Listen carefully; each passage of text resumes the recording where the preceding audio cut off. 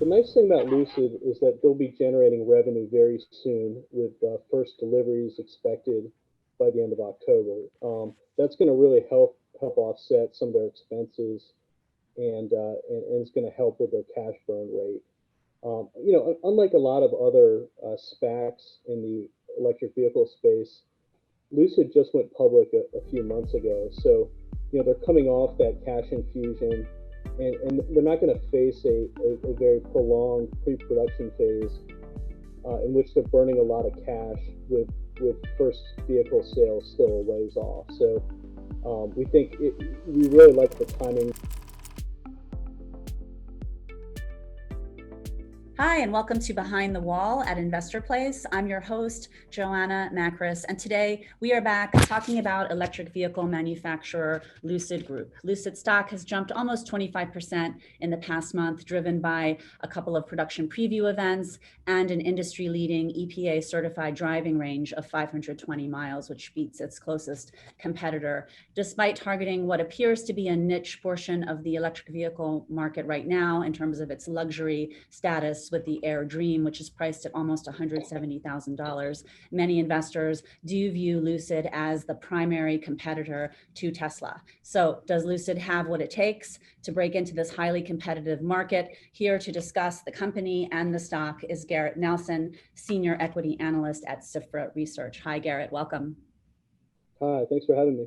Of course. So you've got a buy rating on Lucid and a $35 target. So talk to us about what you're thinking on the stock.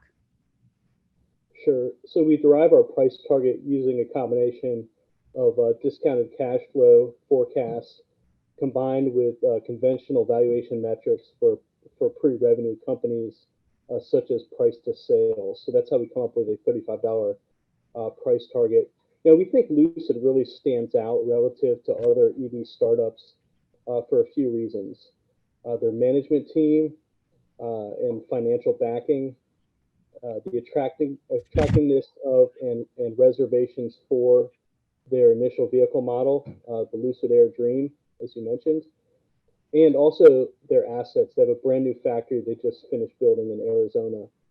Their CEO is former Tesla chief engineer, Peter Rawlinson, and they've had the longtime backing of the Saudi public investment fund, which continues to own about 62% of the company. The stock trades at a fraction of the multiples at which Tesla trades, and we think they have some near-term catalysts in terms of making first deliveries later in October of the Lucid Air Dream and other catalysts ahead. So we like the stock here. Great. So, they're coming to market with a $170,000 vehicle. So to what extent do you view Lucid right now as kind of a niche player in the luxury car market, or do you see Lucid as ultimately cannibalizing a more significant piece of this overall car market? We like Lucid because of the initial model. We think it's really a threat to Tesla when you look at the specs of the vehicle. 520 miles of EPA rated range is more than 100 miles more than the highest range Tesla vehicle. So we think that puts them in a class of their own. And we like their strategy of targeting the high-end luxury market because they won't need to sell as many vehicles to be successful. And we think if it's a superior product, the luxury consumer will buy it. Okay. So let's talk a little bit about the valuation, which can often be a sticking point for investors looking at the stock. It's trading at almost a $40 billion valuation. We're not yet in commercial production. Is this a $40 billion niche? How do you think about the company's addressable market and the valuation? So what we've seen with other companies such as Tesla is the valuation well exceeds other comparable companies. For example, a traditional automaker such as Ford or GM trades at a PE multiple of less than 10 times forward-year earnings. Tesla is currently trading north of 100 times 22 earnings. So we think that the market ascribes higher valuations to promising new EV manufacturers such as Lucid, and for that reason, we see the possibility of significant multiple expansion in Lucid shares. Great. What are your thoughts in terms of Lucid's, production estimates and their ability to ramp? And what kind of time frame do you think Lucid needs to get to the kind of volume that we're seeing from companies like Tesla? This $500,000 vehicles per year. How quickly can this company get there? Sure, it will take some time, but it's part of their business plan. Focusing on the luxury market. As of their last update, they only had 13,000 reservations for the Air Dream edition. So, it's a manageable number. And the biggest problem in the auto market recently has been semiconductor shortages. It's a reason why new vehicle prices are hitting all-time highs, and a reason why U.S. new vehicle inventories are at record lows. So, because Lucid is producing it in a manageable volume, relative to major global automakers who are producing millions of vehicles a year, we think they'll successfully be able to navigate the semiconductor shortages, at least for the next couple of years. Let's talk about that shortage a little bit. Tesla just reported very strong production and delivery numbers despite what appears to be a global chip shortage. And, the legacy car makers clearly did not show those kind of numbers. So, what are your thoughts on, how Tesla pulled that off and whether that's an indicator for what we might see at Lucid? We think Tesla's been able to navigate the global chip shortage better than other automakers because they were planning on a big production ramp heading into this year as they continue to ramp up their factory in China. And their production and sales are going to ramp up even more next year after the two new factories in Texas and Germany come online. So we think because they were planning on this production ramp, they procured chip supply earlier than a lot of the other automakers, and so that's why they haven't been as affected as, say, a Ford or General Motors from the chip shortages. Lucid also has a product roadmap that includes getting into the SUV market. So I did want to ask you a little bit about your thoughts on that space. We are getting a lot of attention focused on Rivian, the latest IPO in this space, and some of the legacy car makers making investments in electric vehicle companies. So, your thoughts on the competitive outlook, particularly in that SUV market going forward. Sure. Our thoughts on Lucid's move into the SUV market is that they'll be successful if their initial vehicle models really catch on with consumers in such a way that I think they will. As we've seen with Tesla, sales success tends to breed more success. And I think the more Lucid vehicles that consumers see on the roads, the more that they will help their own cause over time. That said, by the time Lucid actually brings their SUV to market, they should have a lot more competition in that segment of the vehicle market. I wanted to get your take on the balance sheet for Lucid relative to other companies in this space. Rivian is coming to market with a substantial amount, larger assets. Lucid has talked about building out in Saudi Arabia. What are your thoughts on kind of cash burn and whether or not the company will need some sort of future capitalization down the road? The nice thing about Lucid is that they'll be generating revenue very soon with first deliveries expected by the end of October. That's going to really help offset some of their expenses, and it's going to help with their cash burn rate. Unlike a lot of other SPACs in the electric vehicle space, Lucid just went public a few months ago, so they're coming off that cash infusion. And they're not going to face a very prolonged pre-production phase in which they're burning a lot of cash with first vehicle sales still a ways off. So we really like the timing, the fact they just completed the IPO, and really the same can be said for Rivian with their SPAC IPO transaction expected by year end. They're also they've just started producing their initial vehicle model, the R1T, and so they're not going to face that period of several quarters in which they're still pre-production, pre-sales, and so both of these companies will have revenue coming in very soon. What are your thoughts on the stocks of some of the domestic, the legacy automakers, Ford and General Motors? Obviously, the valuation discrepancy is pretty massive, but what do you think about those stocks right now? Yeah, the domestic automakers have really been caught off guard, I think, by the success of Tesla.